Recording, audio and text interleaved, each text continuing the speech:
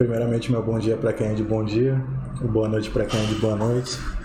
Me chamo Jorge Moraes, sou graduando de História da Universidade Federal do Amazonas, pesquisador vinculado ao Laboratório de História Oral e Audiovisual do Amazonas, e estou aqui para apresentar e falar um pouco sobre a minha pesquisa, intitulada De Maria Severa Fonseca a Keila Fonseca, Memórias Narrativas das Crioulas do Quilombo Urbano do Barranco de São Benedito.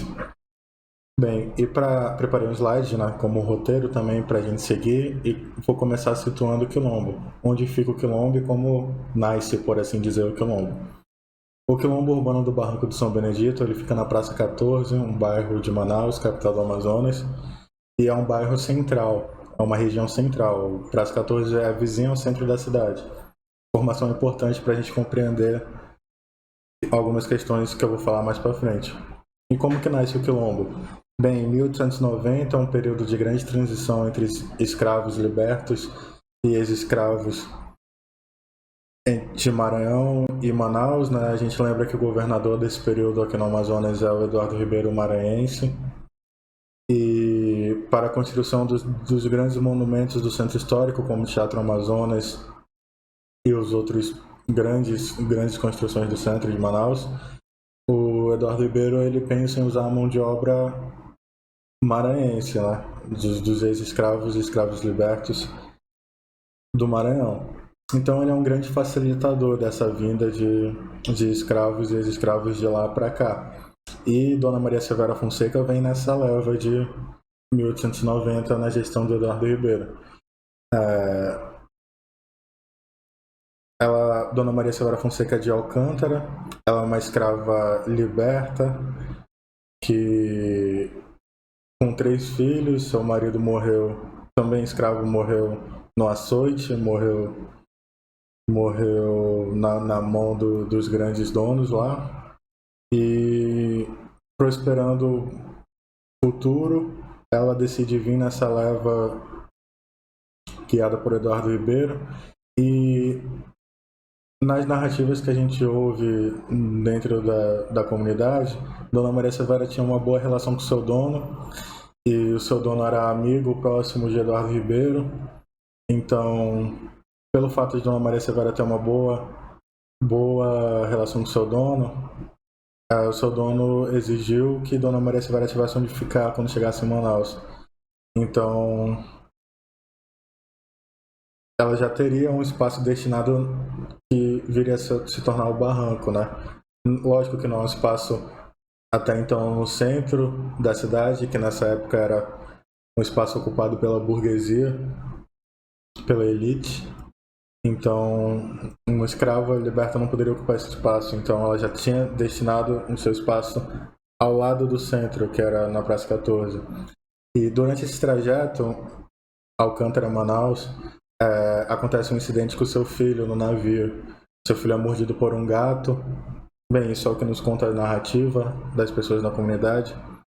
E essa mordida, ela causa sequelas graves no seu filho. E na viagem, Dona Maria Severa faz uma promessa ao Santo Negro, o Santo dos Negros, o também negro São Benedito. Ela faz a promessa de que se o seu filho se curasse e todos chegassem bem em Manaus, no dia seguinte ela faria uma festa para o santo. E a partir dessa festa, todo ano ela repetiria essa festa. E assim acontece. Eles chegam bem, dia 7 de abril de 1890 em Manaus, e no dia 8 acontece a primeira grande festa.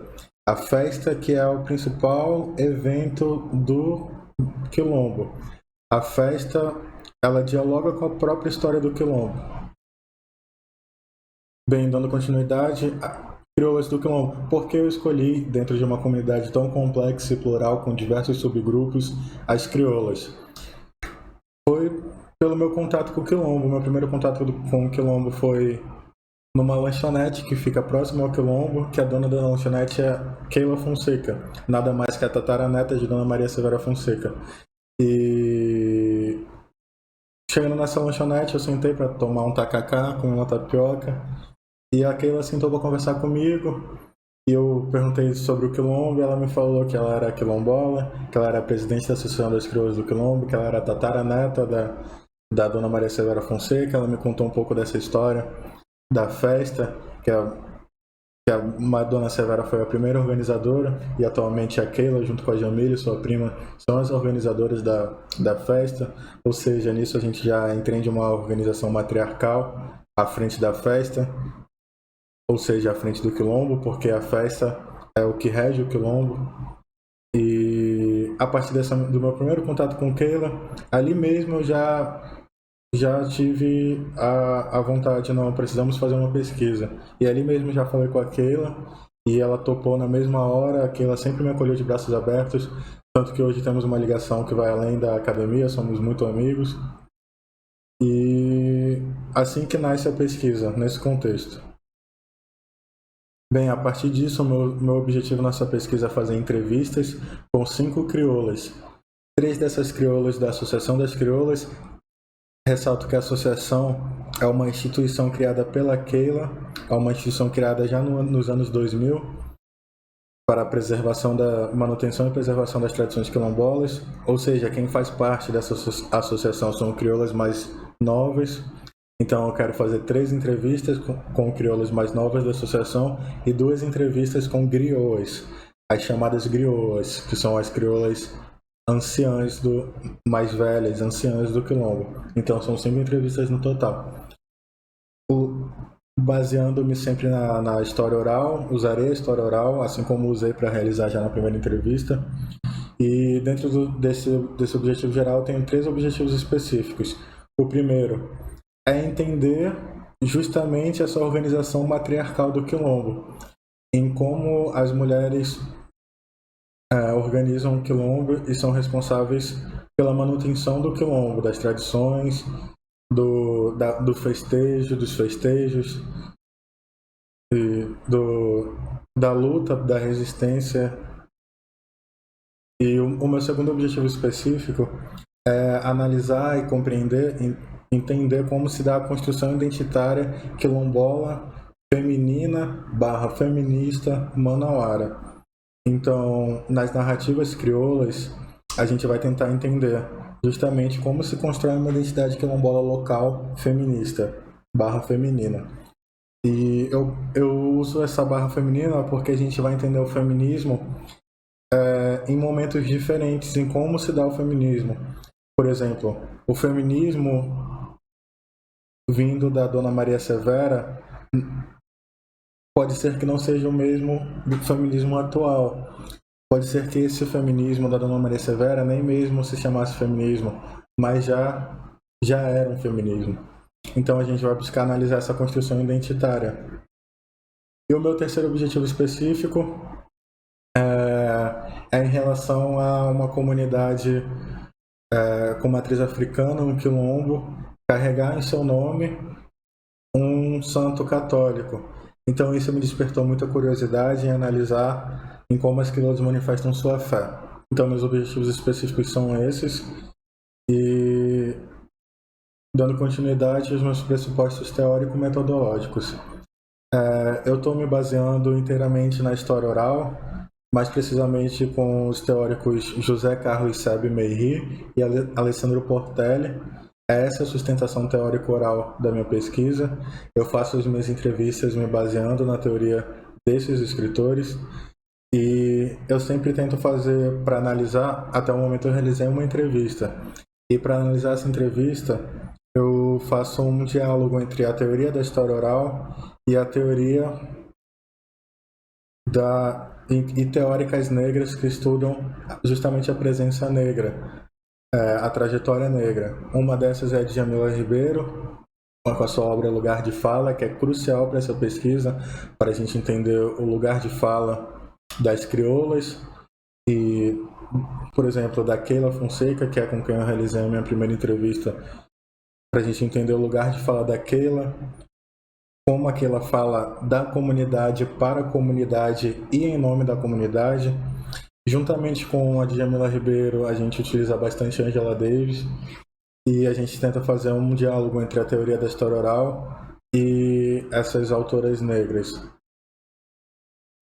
Bem, uma entrevista já foi realizada, levando em conta esses pressupostos que eu acabei de falar. foi a entrevista com a Keila, que já foi realizada, já foi transcrita, já foi realizada a transcriação, a textualização. E eu botei aqui um trecho da minha pesquisa, que eu utilizei no meu relatório parcial. Eu vou ler aqui esse trecho para vocês. Abre aspas, para mim mesmo.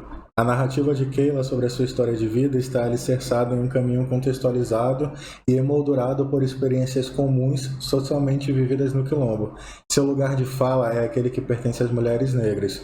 Sua narrativa é fruto de conhecimentos historicamente compartilhados. A experiência pessoal contada é também coletiva e diz respeito a outras mulheres negras quilombolas. Ou seja, quando a Keila fala, ela fala não só pela Keila, mas ela fala também pela comunidade e para a comunidade, né? E dando continuidade aos resultados parciais. Esses resultados parciais, eles dizem respeito à primeira entrevista feita, que até o momento é a única entrevista que eu fiz por conta da pandemia, que foi a entrevista com a Keila Fonseca. E essa entrevista já foi realizada a transcriação, a textualização, a transcriação, bem como a sua análise. E nessa entrevista a gente pôde observar algumas questões já tentando responder os meus objetivos específicos, né? A gente compreende que a organização matriarcal do Quilombo se dá justamente pela organização da festa. Dona Maria Severa foi a primeira e hoje, atualmente, quem é responsável pela festa, pela organização da festa, é a Keila junto com a Jamília. E nesse espaço, entre 1890 até 2020, 2021, somente mulheres estiveram à frente da organização da festa. E isso está diretamente ligado à organização do próprio Quilombo. E estar organizando a festa é também, de certa forma, estar organizando uma manutenção das tradições quilombolas. Juntamente com a criação da Associação das Crioulas que eu falei, o trabalho da associação é justamente trabalhar a manutenção das tradições, junto com as crianças, fazendo um diálogo com os mais velhos do Quilombo. Na narrativa de Keila, a gente percebe que a identidade é construída através da experiência, através da vivência mesmo do Quilombo. A Keila nasceu no Quilombo, ela cresceu, fez a sua construção de vida no Quilombo, e ela é tataraneta de Dona Maria Severa. Ou seja, a identidade ela se constrói justamente nesse paralelo entre experiência de vida no Quilombo e ancestralidade. Daí eu vou abrir aspas para Keila, para a gente entender um pouco dessa questão dialogando com os meus objetivos. Abre aspas. Acredito que a nossa comunidade tem resistido há mais tempo com a realização dos festejos de tradições e agora com o feminismo, porque nós somos guerreiras. Nós vemos da ancestralidade de mulheres que sofreram muito, que foram estupradas, violentadas, passaram por tudo que foi ruim na época da escravidão, fecha aspas. Então, a gente percebe aqui na narrativa de Keila que a resistência ela constrói uma identidade. E ela diz aqui que ela se sente na obrigação de resistir, ela se sente na obrigação de dar continuidade às tradições quilombolas por conta das experiências que as suas ancestrais viveram, né? Ainda nos resultados parciais, essa primeira entrevista que foi analisada, transcrita, e ela nos rendeu um convite para participar do livro organizado pela professora Marta Rovai, da Unifal. O livro é esse da foto aqui. Seu título é Escutas Sensíveis, Vozes Potentes, Diálogos com Mulheres que Nos Transformam. Então, uma dessas vozes potentes, que é um capítulo do livro, é justamente a voz da Keila, que, junto com o meu professor orientador, Glauber Biaso, que é professor do Departamento de História da UFAM, e líder do Laboratório de História Oral e Audiovisual do Amazonas, a gente construiu esse artigo intitulado Nascendo de um Matriarcado Manauara, Memória Narrativa de uma Liderança Feminista Quilombola. Esse artigo é um capítulo no livro da Marta, né? Foi um prazer enorme participar disso, fica aqui um agradecimento à Marta também. E aproveito aqui para dizer o futuro da pesquisa, né? Então, já fiz uma entrevista, já analisei. Então, nos restam 4 entrevistas, 2 com crioulas da associação e 2 com grioas, que são crioulas mais antigas, anciãs do Quilombo.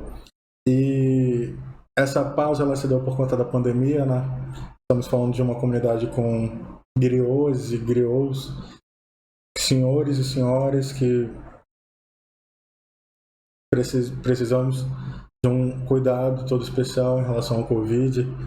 E a comunidade já está em processo de finalização da vacinação, ou seja, eu consegui a renovação da pesquisa e agora com a vacinação nós conseguimos pensar num cronograma melhor para realizar essas entrevistas e chegar numa possível conclusão em relação às memórias narrativas, né, coletivas. É isso, acredito que eu tenha conseguido contextualizar bem a minha pesquisa. É claro que não dá para falar toda a complexidade num curto espaço de tempo, mas acredito que tenha dado para mostrar um pouco do que a gente anda fazendo.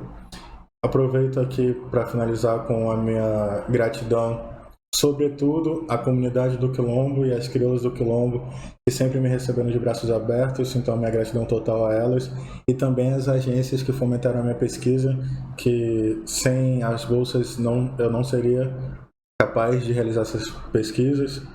Então, no primeiro momento, a própria Universidade Federal do Amazonas foi quem garantiu as minhas bolsas, e a partir de agora da renovação desse ano, a FAPEAM, Fundação de Amparo à Pesquisa do Estado do Amazonas, é quem seguirá fomentando as minhas bolsas. Meu obrigado também ao Ampul pela oportunidade de falar um pouco da minha pesquisa, e é isso, que todos fiquemos bem.